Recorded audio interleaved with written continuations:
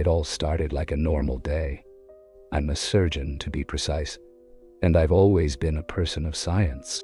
Miracles, life after death, out-of-body experiences. Those always seemed like fantasy to me. Stories to scare children or comfort those who have lost a loved one. But everything changed that day, the day I woke up in the morgue. And I'm still in shock from what I saw in the other world. I don't know how to explain it, but I know that what I experienced wasn't a dream or a hallucination. It was real as the air I breathed. That day, like any other, I was at the hospital, finishing a long day of surgeries. I remember feeling tired, but happy. I had managed to save a patient in a complicated operation, and that always fills me with satisfaction. However, something was wrong. I felt a pain in my chest that I couldn't ignore. I attributed it to stress, lack of sleep, anything but what it really was. The pain intensified until I could no longer bear it. The last thing I remember is falling to the ground, hearing the voices of my colleagues, shouting my name, and then nothing. When I regained consciousness, I wasn't in the operating room. I wasn't in any place I could recognize. The first thing I noticed was the silence, an absolute silence, as if the whole world had come to a stop. Then I saw my body, yes, my own body, lying on a cold metal table, surrounded by doctors speaking in hushed tones. One of them shook his head and said, "That's it, the patient has passed away." Hearing those words was like a punch to the gut. I wanted to scream at them that they were wrong, that I was still here, but I couldn't move. I couldn't speak. My heart had stopped beating, but my mind was still working. It was as if I were trapped in a limbo, aware of everything, yet unable to interact with the world. In that moment, something changed. Suddenly, I was no longer in the operating room. I saw myself floating, as if I had been ripped from my body and taken to another place. I couldn't feel my body, but I knew it was still me. It was a strange sensation, as if my essence, my soul, had been separated from everything physical. The first thought that came to my mind was, this is death. But I didn't feel fear, at least not at first, just confusion. How could it be that I was still conscious when my body no longer functioned? Then, everything went dark. It wasn't an ordinary darkness like the kind you experience when you close your eyes. It was something deeper, denser. It felt as if I had fallen into an abyss. Yet I couldn't see, I couldn't feel, but I knew I still existed. It was a paradox. I was aware of my own existence, but I had no way to interact with anything. I wondered if this was the end, if this darkness was all that remained after death. But something within me told me no, that this was just the beginning. Suddenly, the darkness began to dissipate. It wasn't gradual. It was as if someone had turned on a light in the middle of nowhere. At first it was so bright it hurt, even though I had no eyes to feel the pain. It was a white light that enveloped everything. I slowly grew accustomed to it, and when I did, I felt something I hadn't felt in a long time. Peace. An absolute peace, as if all my worries, my fears, my doubts had dissolved in that light. It was as if that light were the source of all that is good, of everything that matters. As I floated in that light, I began to see things. They weren't clear images, but rather sensations, emotions. I saw my family, my friends, my patients. I didn't see them with my eyes, but with my mind. It was as if I could feel their emotions, their thoughts. I saw my wife crying, my children confused, and I wanted to comfort them, but I couldn't. It was like I was trapped in a bubble, watching the world from the outside, unable to interact with it. Then something changed again. The light began to take shape, and suddenly I found myself in a place I couldn't describe with words. It was as if I were in the middle of a miniature universe, surrounded by particles that sparkled and moved in patterns. I couldn't comprehend.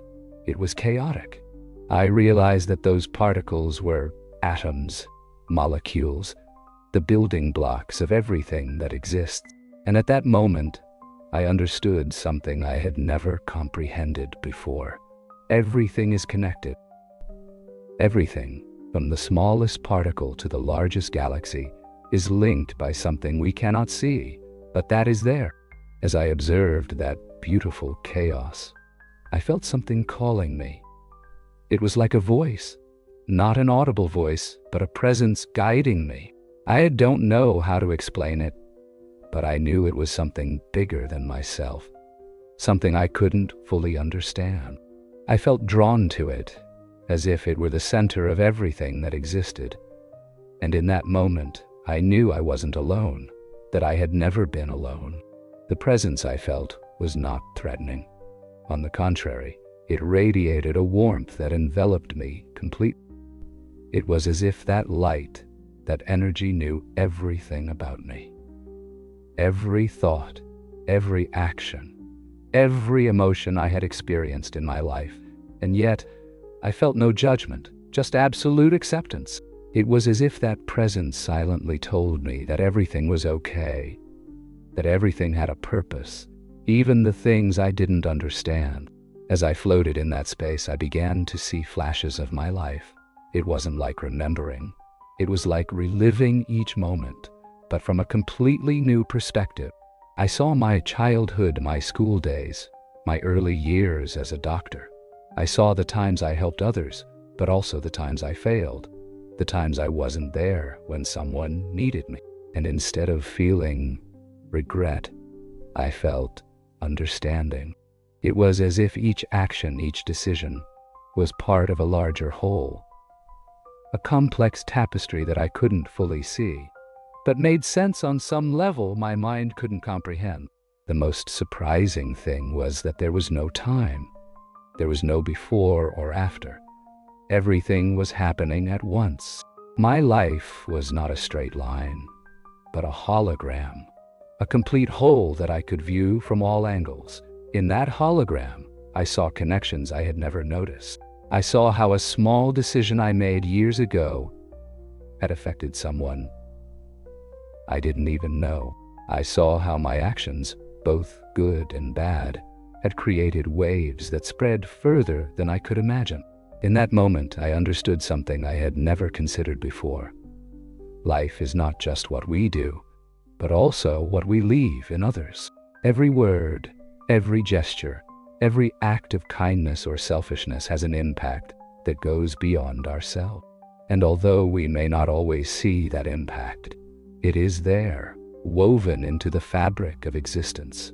As I reflected on this, the presence surrounding me began to change. The light grew more intense, and I felt something approaching. It wasn't something physical, but a kind of energy, a force that I couldn't describe in words. It was as if the entire universe was focusing on that moment, in that place. And then something happened that I will never forget. Suddenly, I found myself enveloped in a kind of vortex, a spiral of light and energy that swept me through something I can only describe as a portal. I can't explain it any other way. It wasn't like in the movies. There wasn't a hole in space or anything like that. It was more like reality itself had folded, and I had been pulled through that crease. When I came out of the vortex, I found myself in a place I couldn't describe with words. It was as if I were in the middle of an ocean of stars, but they weren't stars like we know. They were points of light shining in different colors, each with its own vibration, its own energy. And in the midst of all that, there was something I can only describe as a core, a center of light so bright that it was almost impossible to look at directly. That core was the source of everything. I knew it in the instant I saw it. It was as if all the energy, all life, all existence emanated from that point. In that moment, I felt a connection so deep with everything that existed that tears began to flow from my eyes. Even though I had no physical body to cry with, it felt like I had finally found the home I didn't know I was searching for. But then, something changed. The light began to fade, and I felt something pulling me back. I didn't want to go. I didn't want to leave that place of peace and understanding. But I had no control over what was happening. It was as if an invisible force was dragging me back into the darkness, back to the world I had left behind. Suddenly, everything went black. It wasn't the same dense darkness I had experienced before, but something colder, emptier. I felt myself falling, as if I was being pulled into an endless abyss. I wanted to scream, but I had no voice. I wanted to fight, but I had no body. It was as if I were trapped in a nightmare from which I couldn't awaken. Then I felt a pain so intense that I cannot describe it with words. In the midst of that pain, I heard a voice. It was not a soft and comforting voice like the one I had felt before, but a cold, mechanical voice. It was the voice of a doctor, and what they said froze my blood. Prepare for the autopsy. Hearing those words was like a punch of reality. Prepare for the autopsy. I couldn't believe it. How was this possible? I was conscious, I could hear, I could feel, but my body was no longer responding. I was in the morgue, and the doctors were about to open me up as if I were just another case, a lifeless corpse. I wanted to scream at them to stop, that I was still here, that I wasn't dead, but I couldn't move. I couldn't speak. It was like being trapped in a nightmare from which I couldn't awaken. I felt the cold of the metal table against what remained of my consciousness. I heard the sounds of surgical instruments, the clinking of scalpels, the rustling of latex gloves. Each sound was like a hammer strike on my mind, reminding me of what was about to happen. I wanted to fight, I wanted to move, but I had no control over anything. It was as if my soul was trapped in a body that no longer belonged to it. Then, I felt something I will never forget, a sharp pain, as if someone were cutting into my chest. It was the incision. The doctor had begun the autopsy. I wanted to scream, but I couldn't. I wanted to cry, but I had no eyes. It was like experiencing the worst kind of torture, aware of everything, but unable to do anything to stop it. But then, something incredible happened. Suddenly, I felt a jolt as if something inside me had awakened. I don't know how to explain it, but it was like my body, my true body, had reacted to what was happening. I opened my eyes. I don't know how I did it, but I did. And the first thing I saw was the surprised face of the doctor, who was about to continue with the autopsy. His eyes widened like saucers and his hand froze in the air, holding the scalpel as if it were a weapon. "My God!" he exclaimed, stepping back a pace. "He's alive." I couldn't believe what I was hearing. I was alive. How was it possible? I had been in the morgue. I had heard them declare my death. I had felt the cold metal against my skin. How could I be alive? But I had no time to think about that. The pain in my chest was unbearable, and each breath was a struggle. I felt them moving me, taking me to another room. But everything was confusing, as if I were in the middle of a dream from which I couldn't awaken. The next thing I remember is being in an operating room, surrounded by doctors and nurses who were working frantically to save me. I heard voices' orders, the sound of the machines monitoring my heart, but everything felt distant. I knew I was alive, but I couldn't feel my body. I couldn't move. I couldn't speak. It was as if my mind and my body were disconnected. As the doctors worked, my mind began to wander. I remembered everything I had seen, everything I had felt in that other place, in that space between life and death, the light, the peace, the connection to everything that existed. Had it been real? Or was it just a hallucination? A dream created by my mind in a last-ditch effort to hold on to life? I didn't know, but one thing was certain. I was no longer the same person. Something in me had changed. Something deep, something I couldn't ignore. After what felt like an eternity, the doctors managed to stabilize me. They told me that I had suffered a cardiac arrest, that my heart had stopped beating for several minutes, but for some reason, I had come back to life. They couldn't explain it. There was no clear medical reason for what had happened. For them, it was a miracle. For me, it was a confirmation that what I had experienced was real. When I could finally speak, the first thing I did was ask about my family. I needed to see them. I needed to make sure they were okay. But I also needed to tell them what I had lived through, what I had seen. I knew they wouldn't believe me, that they would think I was crazy, but it didn't matter. I had to say it.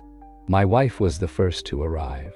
When she entered the room, I saw the fear in her eyes, the worry she had been carrying since she received the news of my death. She hugged me tightly as if she were afraid I would disappear again. And then I told her everything. I spoke to her about the light, the peace, the connection to everything that exists. I told her about the autopsy, the pain, the moment I opened my eyes and saw the doctor's shocked face. And although I couldn't explain everything, although I didn't have all the answers, I knew she believed me, but not everyone was so understanding. When I began to talk about my experience with other doctors, with friends, I saw the doubt in their eyes. Some believed it was a hallucination caused by the lack of oxygen in my brain, while others thought I was making up the story to get attention. But it didn't matter. I knew the truth. I knew that I had been in that other place, that I had seen something most people would never see. And then I decided to do something I had never considered before. I decided to leave my medical practice. I could no longer be the same surgeon I had been before. I had seen too much, I understood that my purpose was no longer to save lives in an operating room, but to share what I had learned, to help others understand that life is more than what we see, that there is something beyond this existence. So I became a priest. It wasn't an easy decision, but it was the right one. Now I spend my days talking to people who have lost loved ones, who are afraid of death, who seek answers. And while I don't have all the answers, I tell them what I know, that death is not the end, that there is something more, something beautiful, something we cannot fully understand, but that is, they're waiting for us. Since that day in the morgue, my life has been a constant journey of discovery and transformation. I am no longer the same man I was before, the skeptical surgeon who believed that science explained everything. Now I know that there are mysteries beyond what we can measure or understand, and that death is not the end, but merely a step in a much larger journey. One of the hardest things to come to terms with was the fact that I had returned after experiencing that peace, that connection with everything that exists. Coming back to this world filled with pain, conflict, and doubt was a shock. At first, I felt lost, as if I didn't belong here, but then I understood that I had returned for a reason. It wasn't an accident. It wasn't a coincidence. There was something I had to do. I started writing about my experience, speaking at conferences, sharing my story with anyone who was willing to listen. At first, many people were skeptical. After all, how could a man of science, a doctor, talk about things like the afterlife, the soul, life after death? But as more people heard my story, they began to open up, to ask questions, to seek answers. Why? Although I didn't have all the answers, what I did have was a certainty. One of the most common questions I was asked was, what comes after? What awaits us? And my answer was always the same. It depends on you. what I saw, what I felt, showed me that our actions, our decisions have an impact that goes beyond this life. It's not about believing in heaven or hell, but about understanding that we are part of something greater, something we cannot see, but that is there, connecting us all. I was also asked about fear. How did you overcome the fear of death? They would say. And the truth is, I didn't overcome it. It simply stopped mattering when you understand that death is not the end, that it is just a transition. Fear loses its power. Of course, there is still a natural instinct for survival, a desire to live, to experience, to love, but the fear of the unknown, of what lies beyond, disappears. However, it wasn't all easy. There were moments when I doubted myself, when I questioned whether everything had been real, or if it had just been an illusion created by my mind. But then I remembered the light, the peace, the connection.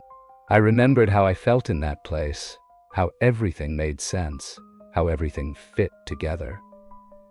And I knew deep within me that it had been real.